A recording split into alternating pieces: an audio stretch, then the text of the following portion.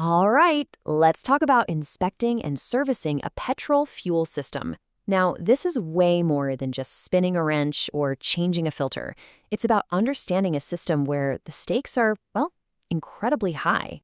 I mean, it seems so simple, doesn't it? A quick filter change, a little inspection. You have to ask yourself every single time, what could possibly go wrong? Because the answer isn't just a simple mistake. The answer is fire. It's explosions. And for anyone out there getting qualified, it's a failed assessment just waiting to happen.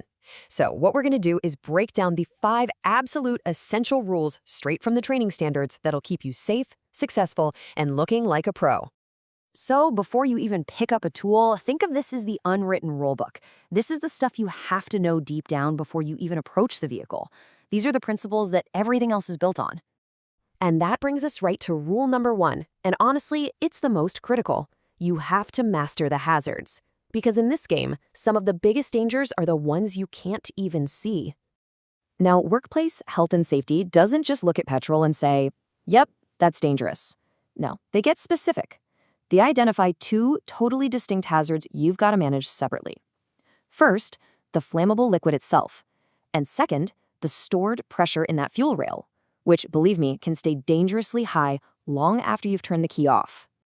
And the most deceptive hazard of all, it's the one you can't see, petrol vapor.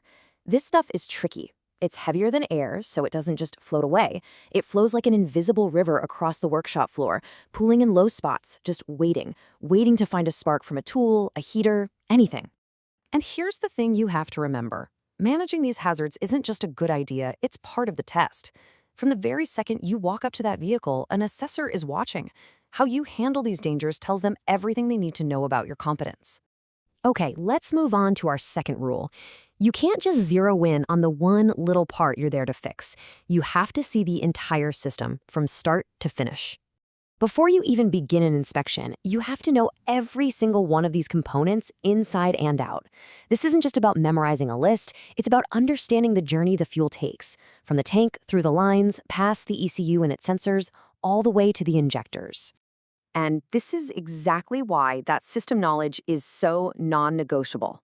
I mean, think about it. If you don't know what a component is supposed to look like, how in the world are you going to spot when something's wrong with it? A good inspection is built on the homework you do long before the job even starts. Okay, on to rule number 3. And this one is all about process. In this line of work, the sequence of your actions, it's not optional. You have to follow the order every single time. And the sequence is simple, but it's rigid. First, you inspect the entire fuel system for any damage or leaks. Second, you inspect the air intake. And third, and this is the part people get wrong, you report all of your findings before you start the service. You don't fix as you go. You inspect, you analyze, then you report. Period. And the consequence for getting that order wrong? It's severe. Missing a fuel leak during your pre-inspection isn't just a little oopsie, it's a direct, automatic assessment failure. In the real world, that's a massive safety hazard and a huge liability problem. So let's get into Rule 4. We've covered the inspection, now let's look at the specific hands-on service tasks that you are absolutely required to master. When it comes to proving your competency, it really all boils down to 3 core tasks that you have to perform perfectly, every single time.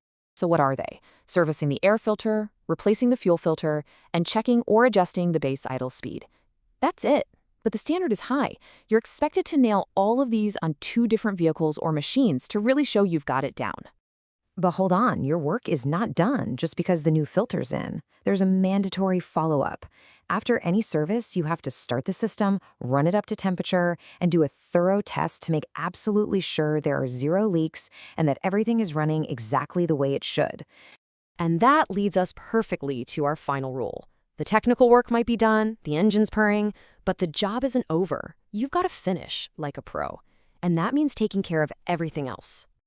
You really have 2 final major responsibilities. First is environmental. You have to get rid of any spilled fuel and old filters the right way. They're a huge fire hazard and, yeah, there are legal penalties for doing it wrong. And second, documentation. You have to complete all the paperwork. So just remember this, a professional finish means 2 things, a clean, safe work area and a complete, accurate repair order. You can't have one without the other. Doing so just leaves you and the workshop completely exposed. Which leaves us with this one last thought. When that car drives away, what is it that really protects you if something goes wrong down the road? It's not just your good work, it's your documentation. That repair order, that's the evidence trail that proves you did the job right. So yeah, the job is done. But are you protected? Only if you finished like a pro.